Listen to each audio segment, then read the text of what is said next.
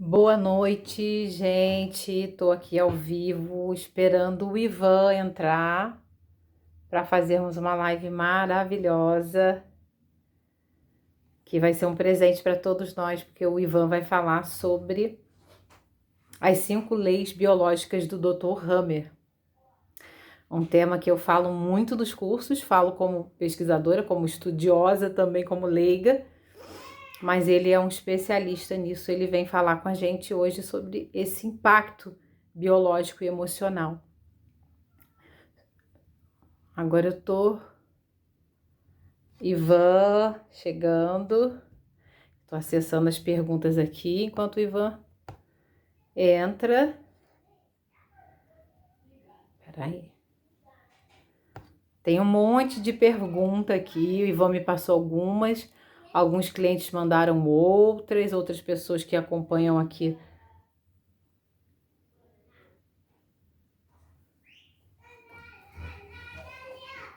Oi, Rosemary, Cláudia. Então, quem não mandou pergunta ainda pode mandar. Oi, Ivan. Olá, Boa tudo bem? noite, tudo bem? Tudo ótimo. Bela paisagem aí atrás de você. Foi presente Dia dos Namorados. Muito bom, hein? Muito bom. Meu marido viajou, fez essa viagem um período que ele morou fora trabalhando e ele ficou com essas gravuras um tempão guardado e nunca mandou fazer. E aí no Dia dos Namorados ele trouxe as duas prontas. Eu adorei. Daí agora virou meu Mas cenário. levar você que é bom, não. Ainda não fomos juntos, Ivan. Não acredito numa coisa dessa. Ainda não fomos juntos. Mas e a gente chega lá. Não, tudo tem seu momento. Sim, sim. Ivan, ótimo te receber aqui. Tô bem feliz de você ter aceitado o convite. Eu estava falando ainda há pouco para elas que eu falo sempre das 5 leis como uma pesquisadora, como uma leiga, como uma apaixonada nos treinamentos que eu dou. Mas eu nunca tinha trazido ninguém para falar sobre isso. E quem fala muito do teu trabalho, eu conheci o teu trabalho através do Pedro Gabriel, que é terapeuta também. E ele falou muito de você, então eu comecei a conhecer, assistir os vídeos, enfim, por conta dele ter comentado. E fiquei assim de cara, porque é difícil eu conseguir fixar atenção para ouvir, para ver o que o outro tá falando, principalmente em relação às 5 leis. Eu já olhei, já assisti várias pessoas, mas eu não conectava. Uhum. E aí, quando eu comecei a assistir os teus vídeos, eu conectei, falei, vou fazer esse curso Origens. Vou tomar jeito e vou fazer o curso. Depois você fala um pouquinho do curso pra gente no final. Certo. Fico feliz. Um feedback é sempre interessante, né? Porque a partir do momento do feedback a gente sabe os pontos positivos e os pontos negativos do que a gente tem que modificar dentro dos cursos, né? Dentro das formações e mesmo dentro das lives, né? Quando a gente faz essas lives, esses encontros, esses bate-papos, se a gente não sabe o que as pessoas que estão aí assistindo gostaram ou não gostaram de ver, a gente fica perdido sabendo se está produzindo algum conteúdo interessante ou não, né? Sim, aí eu adoro o teu conteúdo, é maravilhoso, é fácil, qualquer pessoa consegue acessar. Que bom, fico feliz. Vamos embora Eu sei que eu me trabalhar? apresento. Bora lá. Vamos falar sobre o que hoje? Você. Então, tem um monte de pergunta aqui, mas eu achava interessante primeiro você falar um pouquinho das leis, como é que isso surgiu na tua Claro. vida, por que essa prática terapêutica é tão rica para você. E aí depois a gente entra com as perguntas. Tá. Meu celular estava travando o teu áudio antes, então eu não vi se você me apresentou. Eu Não, não, eu não falei bem cheguei. rapidinho de você, mas eu gostaria que você se apresentasse. Então, para quem não me conhece aí, meu nome é Ivan Bonaldo, eu sou fisioterapeuta e desde o começo da profissão eu comecei a gostar do mundo do emocional, da relação emoção com sintomas físicos, que é o que a gente vai falar hoje aqui. E aí comecei a fazer a formação, a microfisioterapia, a nova medicina germânica, as leis biológicas, com relação à terapia crânio-sacral, entre outras metodologias que usam o entendimento das emoções como fontes de trazer sintomas físicos no nosso corpo. É uma coisa que a gente sabe que há muitos anos se fala sobre isso, né? Sim. Houve uma uma distinção em uma determinada época, né, da humanidade, que separou um pouquinho dessa relação mente e corpo, mas tem voltado várias vertentes hoje em dia falando sobre isso. E uma das vertentes que eu trabalho prioritariamente ali é, dentro do curso Origens, sobre as leis biológicas. Então, as leis biológicas vieram de um profissional que era o Dr. Hammer, que era um médico alemão, que ele começou a trabalhar com a parte de oncologia. Ele começava a atender bastante pacientes com sintomas oncológicos, trabalhava com esses sintomas que são tão intensos, né, que a gente vê tantas pessoas sofrendo hoje em dia. Naquela época, na Alemanha, trabalhava-se bastante com isso. Além disso, ele utilizava de outras atribuições que deu para ele uma lucratividade, e em um determinado momento ele resolveu ir para a Itália, em 1976. E em 1978 acontece uma tragédia na família dele, onde o filho dele é assassinado. E nesse momento do assassinato do filho dele, 2 meses depois do assassinato do filho dele, o Dr. Hammer, como saudável a vida inteira, começou a desencadear uma alteração no testículo, chamada de um tumor no testículo. Sim. Mas ele, como saudável a vida inteira, e de repente começa a desenvolver um tumor. Logo, o que eu atendo nos meus pacientes, né? E ele começa a relacionar testículo, espermatozoide, testículo, formou o feto, que veio o filho, e ele começou a linkar esse vínculo da perda do filho com a possibilidade desse tumor no testículo. E a partir desse momento, ele foi diagnosticado e deram 1% de chances de sobrevivência para ele, porque já diziam que ele tinha uma metástase abdominal. Só que com aquela gana, né? Você que trabalha com a psicologia, você sabe, né? Que aquela gana, aquela pulguinha atrás da orelha que faz aquela ambição de sonho, uma meta, um objetivo, que eu quero saber o que é isso. Então ele trouxe uma motivação que superou todos os diagnósticos que ele ia morrer em breve. Então, e ele veio falecer em 2017, né? Então, 79 a 2017 é um bom de um tempo, né? Para 1% de sobrevivência. E aí ele começou a pesquisar com os pacientes dele oncológicos e começou a perceber que esses pacientes, todos eles tiveram uma vivência de um trauma antes de apresentarem os tumores.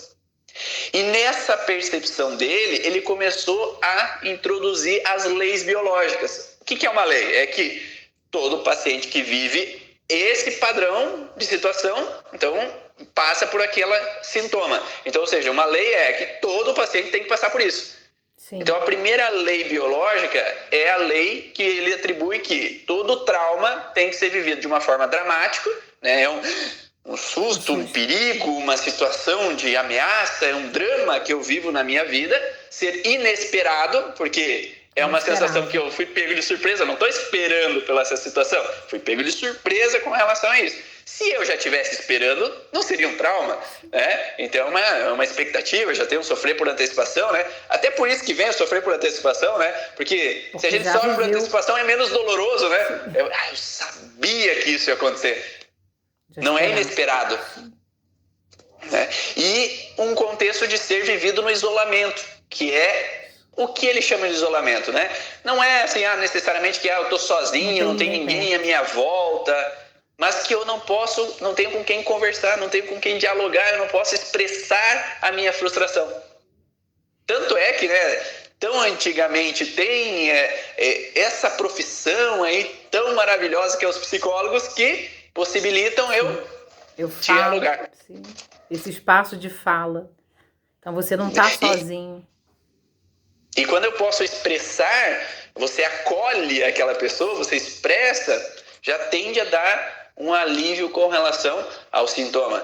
Então se fala, né, no contexto do confessionário, né, nos padres, quando eu vou me confessar, como se eu for expressar aquilo que eu nunca pude expressar para ninguém.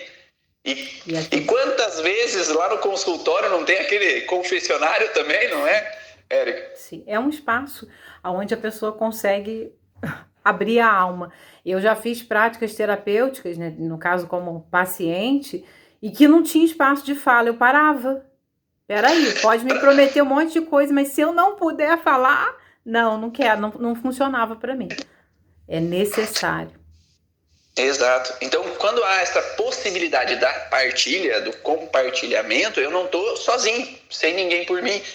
Eu tenho alguém para dividir aquele peso. Então, essa é a atribuição da primeira lei biológica, e a partir do momento que há um conflito, isso gera um processo de alterar ao mesmo tempo o órgão relacionado à percepção que a pessoa viveu de alteração.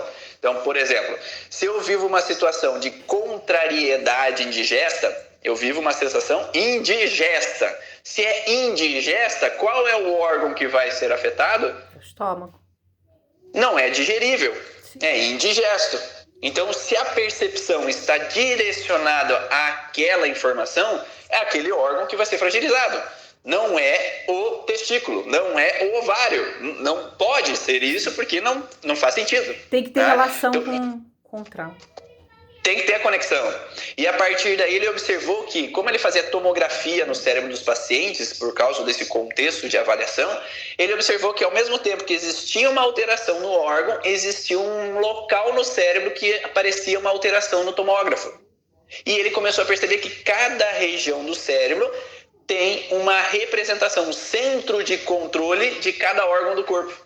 Isso seria os focos, focos de Hammer, é isso? Isso que ele denominou de focos. Naquele momento, os focos de Hammer, eles eram enquadrados pela medicina como um artefato duvidoso do tomógrafo, era um erro do tomógrafo.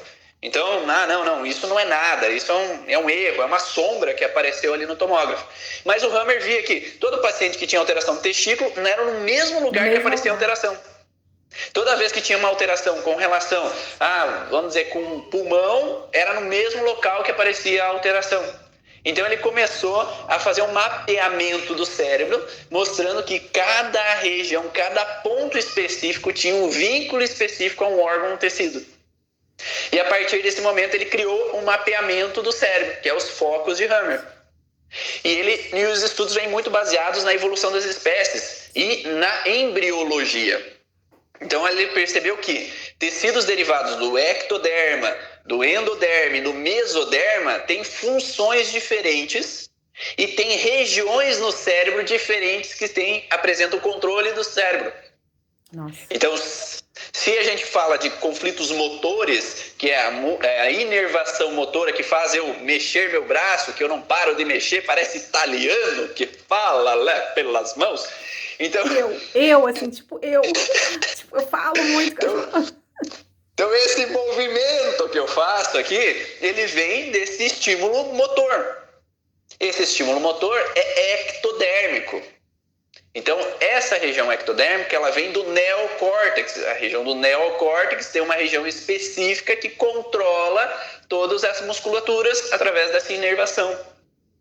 Se eu vou olhar, por exemplo, o intestino, na parte endodérmica do intestino, o intestino mais primitivo, que serve para absorver o alimento, né? É vital eu absorver o alimento.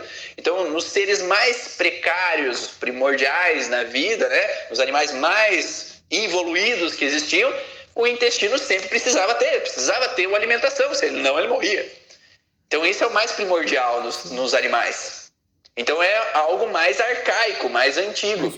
Então esse processo mais arcaico, ele estava vinculado a tecidos mais arcaicos embriologicamente, que é o endométrio, a endoderma, né? Assim como o endométrio também faz parte desse tecido, né? Mas o endoderma como sendo mais arcaico, e os centros de controle do endoderma estão vinculados ao tronco cerebral. Então, uma região mais inferior. Né? Então, cada região... É a parte mais antiga, observou. Que é a que se forma primeiro, não é? Isso. Então, quanto mais próximo ao topo da cabeça, mais evoluídas as espécies. Né? Vem um tronco, vem o cerebelo, vem a substância branca ali, o sistema límbico, depois vem o neocórtex. Os animais mais evoluídos apresentam o neocórtex. Que bacana. Né? Que é essa relação de relacionamentos, que é o que mais a gente trabalha no consultório. Problemas... É isso. Problemas de... Neocórtex. É o ser humano, né? ser humano que pensa demais, dificuldade no relacionamento. Os animais não têm tantas dificuldades no relacionamento porque existe aquele grupo e aquele grupo tem que se relacionar para sobreviver à espécie. Sim. Ai, maravilhoso isso. Então, ele veio estudando essas relações. E daí ele percebeu que existe fases do conflito. Né? Existe a fase de estresse e existe a fase pós-estresse. Só que ele percebeu que nem todo órgão apresenta sintomas na mesma fase. Ele começou a perceber que, enquanto nós estamos em estresse, nós temos uma hipersimpaticotonia, então a gente fica acelerado, a adrenalina sobe, eu tenho que ficar hiperalerta, porque eu tenho que resolver as situações, aumenta o batimento cardíaco, aumenta a pressão arterial, eu tenho uma insônia, né? Porque é difícil pegar no sono, porque a cabeça está pensando, eu tenho que resolver. É o estado de alerta, não é? Eu estou em alerta porque eu preciso resolver. Porque enquanto eu estou em estresse, eu preciso achar uma saída. Senão eu vou passar por um problema. Então, nessa fase de estresse, há uma hiperestimulação, que eu tenho que estar de prontidão, eu tenho que resolver, eu tenho que achar soluções. Então, eu tenho que estar hiperpensativo. Eu tenho que pensar, eu tenho que solucionar. Ou se eu estou em estresse com relação a uma preocupação com o que vai acontecer, eu tenho que pensar para achar uma saída, uma forma de resolver o problema antes que ele aconteça. Pode ser um sofrer para o que já aconteceu ou para o que pode vir a acontecer. E aí, nessa fase, geralmente, qual é a prioridade? Resolver o problema. A prioridade não é comer. Aí a pessoa então, perde a fome.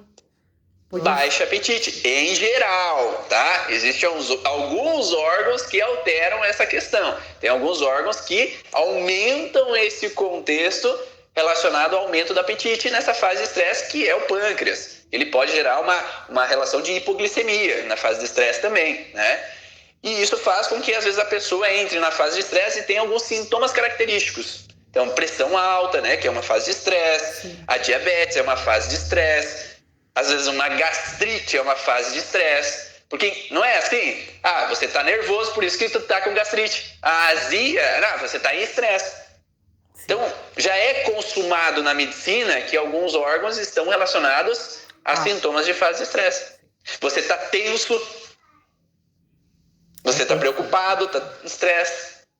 Né? Então, eu sei que alguns órgãos têm padrões de sintomas na fase de estresse.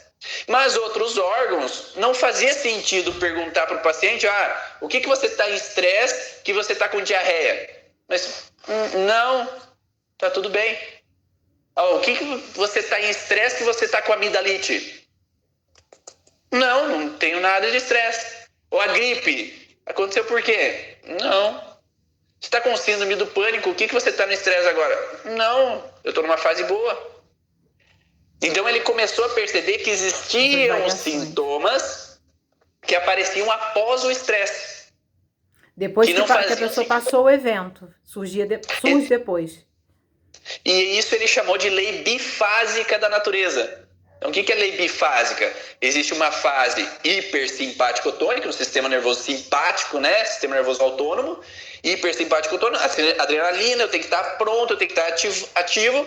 Só que quando eu soluciono aquele problema, quando eu saio daquele estresse, quando eu me separo, quando eu saio daquele emprego que é o estressante, quando a sogra sai de casa, que eu paro de morar comigo, sei lá, seja o que seja que me causou isso.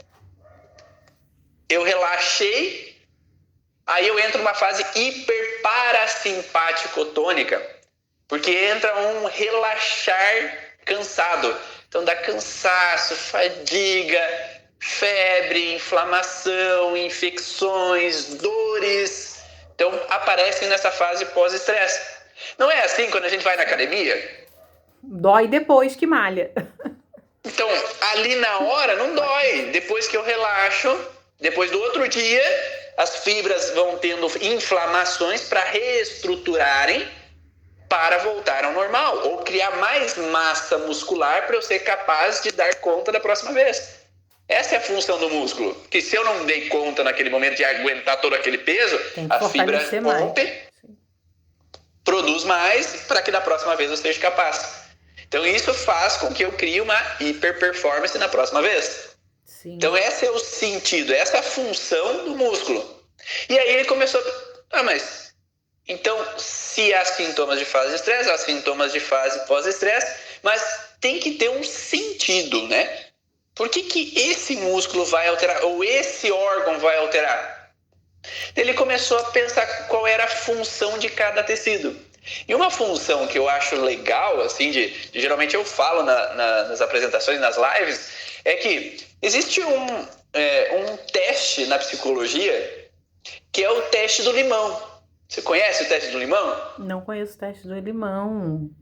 Então, assim, Ouvi falar desse teste, eu conheci agora. Então, ó, imagine, sabe, que você tá ali sei lá, às vezes numa fazenda, num sítio, não sei se tu já foi em sítio, fazenda da infância, assim, sabe, tem aquele pé de limão, aquele limãozinho bonito, assim, naquele pé, sabe, e aí você pega aquele limãozinho verde, pega ele no pé, vê que, nossa, que bonito, depois você corta ele no meio e escorre aquelas gotas do limão, sabe? E aí, só de pensar, você já saliva. Já saliva. Tá? Eu falo que eu gosto mais do teste do bife à parmegiana. É igual do elefante branco. Não pense no elefante branco, o elefante já tá na cabeça da gente ali. A gente já é quase um elefante branco. É isso. Então, esse contexto de salivar, eu posso salivar com o alimento na minha boca, porque qual é a função da saliva? Impregnar o alimento de saliva para que eu possa engolir da melhor forma possível. Nossa, então, se eu comer paçoca, por exemplo, né? Comer paçoca, ele vai ficar espalhado na minha boca, não vai dar muito certo eu engolir espalhado. Então a saliva vai impregnar todo aquele pedaço de comida para que eu possa engolir da melhor forma. Ou se ele está ruim, eu vou impregnar aquele alimento para eu poder cuspir da melhor maneira possível. Para engolir ou para cuspir, sim. Então tem essa função, né, a saliva. Então, se pode ser de forma real, ou se eu imagino o limão, ou se eu estou passando num restaurante e sinto aquele cheiro, eu já começo a salivar, porque eu lembro daquela comida daquele restaurante, nossa, que saudade dessa comida que a gente queria tanto ir para os restaurantes e não pode, né, hoje em dia, tanto assim, mas... Tem que pedir, vai por delivery. Então, cria aquela salivação como se fosse uma idealização de um bocado de alimento. Seja comendo ou idealizando aquele alimento, eu começo a produzir saliva. Então, pode ser real ou imaginário. Então, imaginário eu também posso ter. Mas ele percebeu que poderia ser simbólico também. Então, o trauma pode ser simbólico. Ah, o quê? Desculpa. O trauma. Pode ser simbólico. Porque eu posso entrar numa sensação que eu não posso ter aquele alimento, por exemplo, uma Regele Delivery.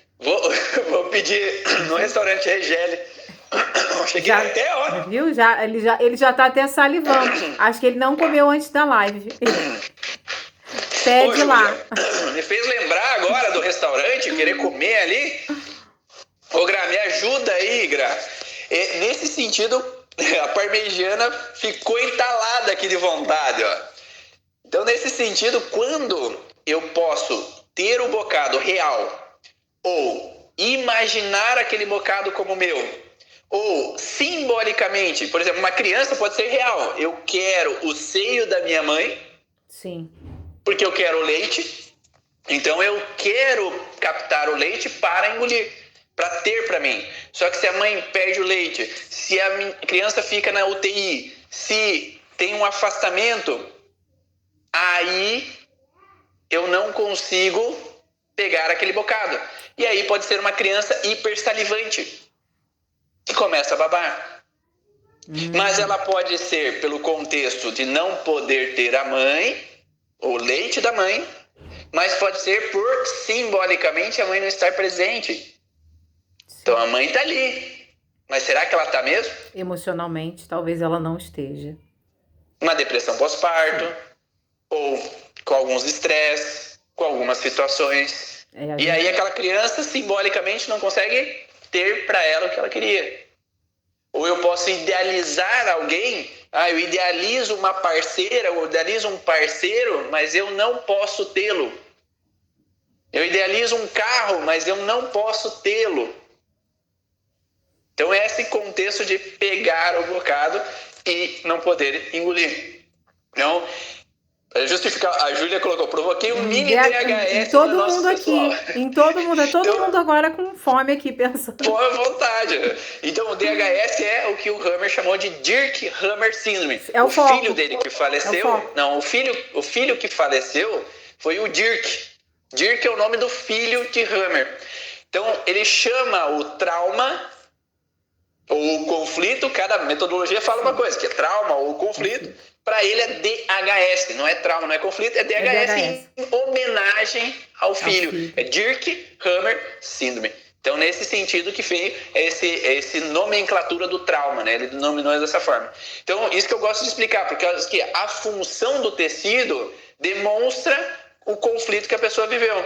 Então, por exemplo... A função do tecido.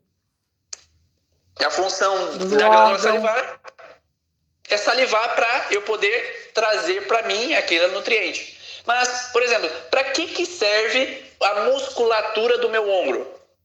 Para que serve a musculatura interna do meu ombro? Para que pode servir? A gente vai pensar na função. Para quem trabalha com a fisioterapia, na faculdade foi batido, né? A função do músculo é essa, você tem que estudar. Às vezes na psicologia não tanto, né? Porque talvez não tenha que ser usado tanto isso. Às vezes terapeutas, talvez, que não estudaram nesse princípio, talvez não tenham tanto essa formação. Mas a gente começa a pensar, mas eu começo a fazer um movimento, né? Se esse músculo faz isso, para que eu posso fazer isso? Eu posso trabalhar e ter um trabalho que eu faço esse movimento? Talvez. Eu posso ter um professor que escreve no quadro. Eu posso ter alguém que, um sapateiro, por exemplo, que prega o sapato. Eu posso ter uma profissão que exige desse músculo. E para que serve o músculo? Para me tornar capaz de exercer aquela função. Ele tem função de capacitar, também. De me dar aptidão. Então, se eu me sinto apto a realizar, está funcionando bem. Mas se eu não me sinto apto a realizar, porque o meu chefe me demitiu, porque o meu chefe fica me criticando enquanto eu estou fazendo aquela atividade, ou porque estamos na pandemia e os clientes foram embora e eu não estou conseguindo mais trabalhar, eu estou me sentindo inapto a trabalhar.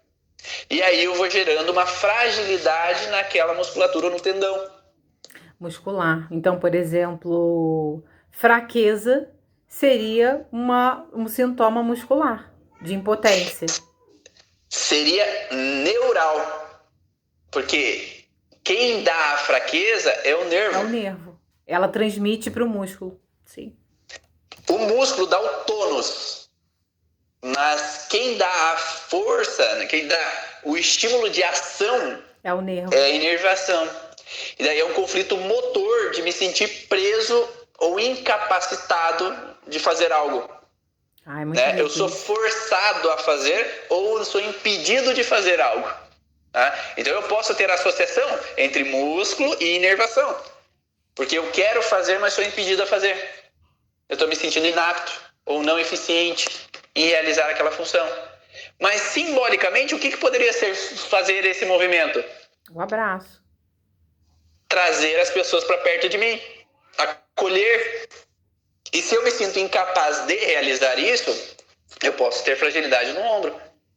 Quantas pessoas não têm dor no ombro porque às vezes se rompem com algumas pessoas ou têm os filhos longe e se sentem incapazes de proteger? Não posso proteger, não posso abraçar, não posso... É muito legal isso. E daí você vai olhar essa mulher, por exemplo, que vai no consultório da psicologia, né, psicoterapia, e daí tu vai ver na constelação, ou nesse ou naquele outro trabalho, e tu vai ver uma pessoa que é hiperperformática, que eu tenho que colocar todo mundo debaixo das asas, porque eu tenho que controlar, eu tenho que proteger, eu tenho que fazer tudo para que as pessoas fiquem bem, e daí quando eu não consigo, eu tenho dor no ombro. Porque eu me sinto que eu tenho que dar conta, eu tenho que ser capaz de proteger. Mas quando eu não sou, porque não depende de mim, depende da outra pessoa querer que eu proteja ela, porque às vezes meu filho já está com 20 anos, não deixa eu proteger, quer sair nas baladas e eu não sei o que está acontecendo, quer ir para a faculdade longe de mim e eu não posso proteger. Sim, sim. É muito rico isso. E não sei se você vê isso nos atendimentos.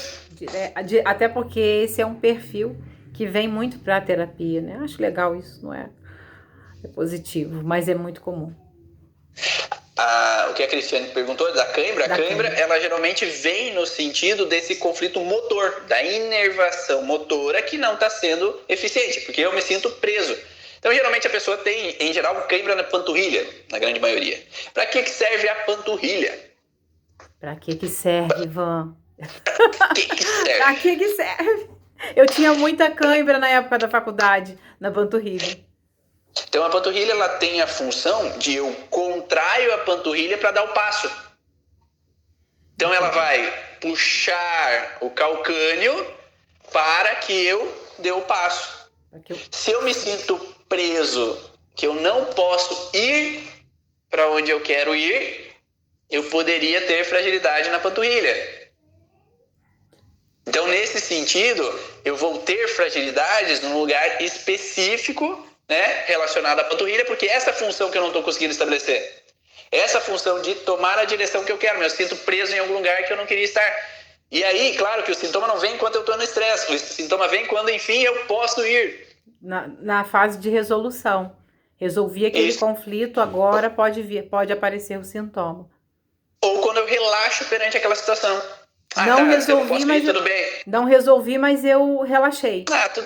Tudo bem, então eu não me estresso mais. Eu fui na terapia e a terapeuta falou que deixa pra lá. E por que geralmente, muitas vezes, a cãibra vem de madrugada? Porque a gente dorme. Relaxa. É uma fase de relaxar. Agora, Ivan, a Alessandra aqui tá perguntando, e no caso, essa pergunta eu sabia que teria. Eu já sabia, já estava esperando, eu não falei nada, fiquei bem quietinha. Ela perguntou aqui, no caso do vírus, como estamos vivendo? Uhum. O que o Dr. Hammer coloca como princípio? Né? A gente sabe que muitos dos micróbios e micro-organismos estão já presentes dentro do nosso corpo. Eles são simbióticos na nossa. Tanto é que existem vários livros que falam disso, né? Que tem um livro que saiu há 2 anos atrás falando do contexto de que nós somos 10% humano. Então, a capa do livro é 10% humano. Porque os micróbios já estão dentro de nós já durante a nossa evolução. Tanto é que se fala... Como que se fala tanto, né? A criança tem que brincar na terra, a criança tem que brincar com animal de estimação. Não, vitamina pegar S. Imunidade. Vitamina S de sujeira, isso aí. Pegar imunidade, porque a imunidade são os micro-organismos que fazem parte de nós e nos auxiliam. Tá? Qual que é o problema? O problema é quando nós não estamos acostumados com aquele micro-organismo. Quando que os índios, por exemplo, foram dizimados, né? Quando eles estavam acostumados com a microbiota deles, com os micro-organismos deles dentro da floresta, e veio de repente chega o branco, né, o homem branco, e o branco, com aquele ser humano indígena ali que está ali, ele transmite micro-organismos que aquele indígena não estava preparado. Que é o que está acontecendo agora com os nossos indígenas, que estão sendo contaminados pelo homem branco. Então, às vezes,